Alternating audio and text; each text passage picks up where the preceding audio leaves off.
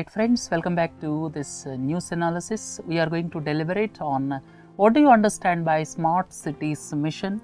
Recently, Urban Development Minister M. Venkaiah Naidu announces the first 20 smart cities. Out of 20, Bhubaneswar topped the list and second and third positions were bagged by Pune and Jaipur. And out of 20 cities, 3 are from Madhya Pradesh, which accounts for the maximum number of cities. And in the first phase, government wants to develop these 20 cities, and overall within 5 years, government wants to cover 100 cities as smart cities. And here central government will give rupees 200 crore this year and 100 crore each during the next 3 years. That means the central government contribution will be rupees 500 crores over a period of 4 years, and the state government will give the equal amount. That means total center and the state put together accounts for 1000 crores of rupees per each city, and the balance amount is to be mobilized through various other means. And for this purpose, public-private partnership model is to be devised. And what are the broader perspectives? As per the Smart Cities mission, first and the foremost is quality of life will improve in the cities. Second important point is technology will solve most of the problems of citizens. Technology will be at the forefront of solving the problems and improving the civic amenities. Third is financial framework provided in the mission guidelines itself. The mission guidelines says how the project is to be developed and what are the rules and regulations with regard to the formulation of this public-private partnership, because the contribution by center and state for each smart city is hardly 1000 crores of rupees. Each city require much more than that. And how to mobilize these resources, all these things are enshrined in the mission guidelines itself. Fourth point is job creation is another aspect. It will lead to job creation in urban areas. And fifth important point, most important point is peripheral rural areas will also be developed, because they will get a lot of employment in urban areas and lot of capital investment will be there in urban areas, and because of which peripheral rural areas will also be benefited. And if you look at implementation, as I have already told you, government will give 200 crores this year, central government, and followed by 100 crores for next 3 years. State government will give the same amount, and the project is to be executed through PPP mode of execution.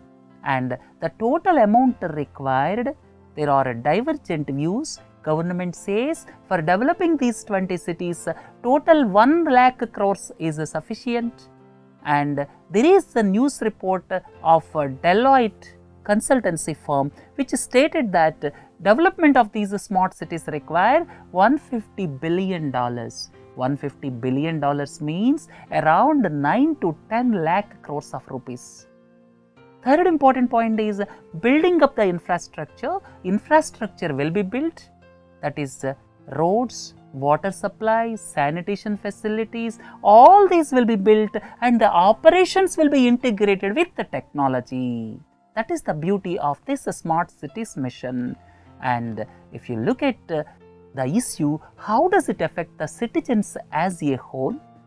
First is better quality of life in urban areas. Second is cities will become environment friendly as well as sustainable. Third is institutional governance standards will improve. The governance will improve drastically because the technology will be at the forefront. Because of technology, what will happen? The grievance redressal mechanism will be institutionalized. And final point is quality of service will be there for the money spent. So these 5 are the main issues which affect the citizens as a whole. Overall, the cities will be benefited and the citizens will be benefited. And if you look at what exactly government wants to do with this under the smart cities mission, the basic infrastructure and integrate it with advanced features. What is basic infrastructure? That is the sanitation, water supply. Water supply is to be on 24/7 basis. Public sanitation places should be there, and that means public conveniences should be there. Then world-class road infrastructure, then lung spaces like parks and vacant spaces where sufficient fresh air or clean air will be available, then walking tracks, then integrated public transport should be available. What is the meaning of integrated public transport? That city may have metro, the city may have dedicated bus tracks, and these two must be integrated. So, integration of the urban transport is most important aspect. Nowadays in our cities, each and every public mode of transport will work in isolation. That has to go away and one is to be integrated with the other, right? And please don't forget, under basic infrastructure, lot of the things were proposed to be developed long back under Jawaharlal Nehru National Urban Mission. I would like to tell you, under basic infrastructure, several of these things like sanitation, water supply were proposed to be developed under Jawaharlal Nehru National Urban Renewal Mission, which was started almost 10 years ago, and only partial success was achieved, and subsequently the present government in place of Jawaharlal Nehru Urban Renewal Mission has brought Amrut. And this is different, a smart cities mission is different, but my point is some of these basic infrastructure was contemplated long back under Jawaharlal Nehru Urban Renewal Mission, but only partial success could be met. And now under smart cities mission, in addition to improving this basic infrastructure, government wants to integrate with advanced features like common travel card. If you are traveling by metro, subsequently by bus, there will be common travel card, then intelligent transport solutions so as to control traffic and so as to give you desired information with regard to the easiest way of reaching from one place to other place. New business districts, smart solutions for accessing civic amenities, then automated complaint grievance and redressal. So, these are the advanced features basically integrating with the technology. So, basic infrastructure and advanced features, these are the traits of a smart cities mission. And if you look at the problems faced world over, governance standards and quality education to all the citizens. Quality education should be available to all the citizens. It should not be the exclusive privilege of only a few. That was the biggest challenge across the world when various cities tried to implement smart cities. Second one is healthcare access to all the citizens. That is most important area. Third is building cities smartly, true to its meaning, integrating with the technology, that is grievance redressal mechanism and attending the grievance within the least possible time, and the technology itself should lead to automated solutions, and that is the real challenge. Then mobility across the city to all the citizens. The mobility should not be the privilege of only a few, it should be available to all the citizens. Then infrastructure development should be there across the city, not only in some elite areas or in some pockets. That is the real challenge. And technology to the world class standards, this is another problem faced world over. So, these are all the problems probably pertinent if you look at India also.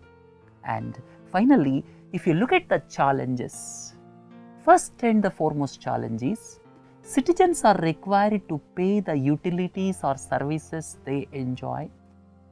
This raises two pertinent questions, because this question, why is it relevant, is all these facilities and smart solutions are being implemented under public-private partnership model, and as per Deloitte survey, huge investments are required. And if that is the case, does the mindset of the people change? Second point is, does it not hurt the poor, because when they are enjoying good service and when they have access to these services, then they are required to pay high user charges or service charges. Do the poor in this country have that much of money to pay? So, this is the first pertinent challenge. Second is, governance of cities in India is the biggest challenge. Political interference is quite common. Can India come out of that? That is the second most important point. Third important point is, what will happen to slums in the country around 40 to 50% of the people live in slum areas which have very poor infrastructure, and most of these structures are unauthorized. And the most pertinent question here is, does it not lead to rich poor divide, which means further social unrest? Fourth is, what about the return on investment? If high investments are made, do the present urban areas can bring return on investment, because various cross sections of people live in cities and around 70 to 80% of them are categorized as middle class or below middle class, and some of them are below poverty line. And do they have resources to pay this?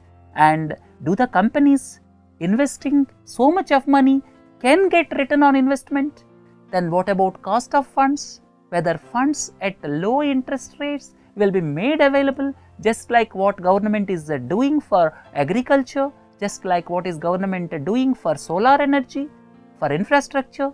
If the financing is left to the market forces, then the cost of funds will be very high. That means the interest rate which the private companies for developing this type of infrastructure will be paying very high interest rates. That will lead to higher user charges. And does government raise money through municipal bonds, which is the practice in several countries?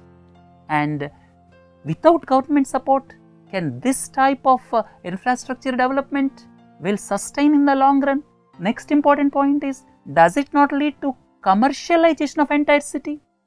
Is it tenable in a country like India? Next is, will the state governments rise up to the occasion? Because much depends on state governments. It all depends on the foresight and investment by the state governments. Then training of skilled manpower. This is another thing, because we are lagging very much in skilled manpower. Then diverse political decisions in India and no consistency in decisions. Every 5 years elections will come. One party may be in power today, tomorrow there may be another party. There is no consistency in the decisions in our country. So can the governments overcome this? So these are the challenges, and India has to overcome all these challenges so as to make this smart cities mission a reality. Let us hope for the best. Thank you.